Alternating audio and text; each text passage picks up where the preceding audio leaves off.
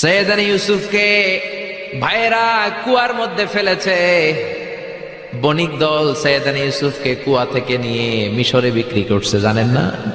ইউসুফ আলাইহিস সালামের ঘটনা জানেন? সবাই জানেন।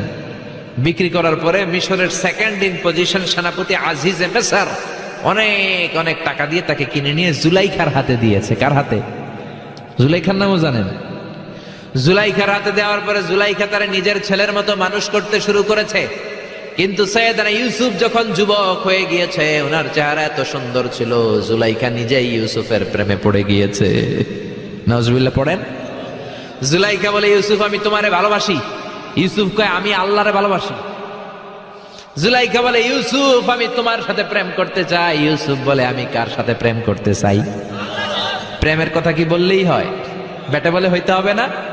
প্রেম তো চরের জমি নয়, জবরদখল করে হয়। প্রেমের দখল নিতে হলে প্রেমেই নিতে হয়, ঠিক কি না?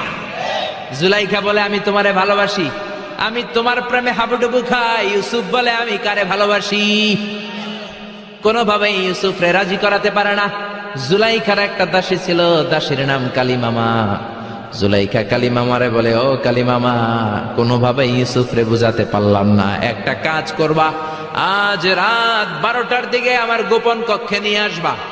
ওই গোপন কক্ষে যেতে বড় বড় 60টা দরজা পার হইতে হয়। কয়টা? 60টা দরজায় বড় বড় 60টা তালা লাগাবা, তারপরে ইউসুফরে আমার কাছে নিয়ে আসবা। ওই প্রাসাদটা আমি নিজে দেখে এসেছি, যে প্রাসাদের মধ্যে সৈয়দনা ইউসুফ আলাইহিস সালাম আর জুলাইখার এই ঘটনাটা ঘটেছে।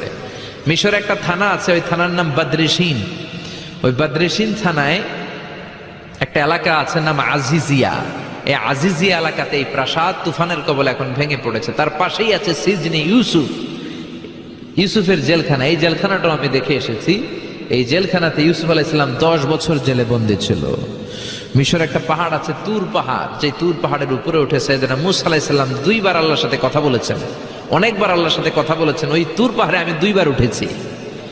ওইটার উপর একটা মসজিদ আছে, একটা গির্জা আছে, একটা সিনাগোগ আছে। 3 ধর্মের লোকদের কাছে ওইটা পবিত্র জায়গা, সবাই যায়। আমরা মুসলমানরাও যাই, ইহুদিরাও যায়। ইহুদিরা সিনাগোগে যে ইবাদত করে, খ্রিস্টানরা চার্চের ভেতরে, গির্জার ভেতরে যে ইবাদত করে, আমরা মসজিদের ভেতরে যে জিকির করি কার?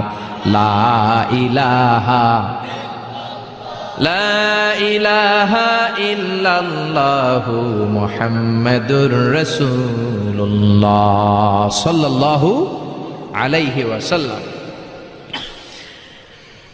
এজন্য রব্বুল আলামিনের এমন ক্ষমতা, ছোট্ট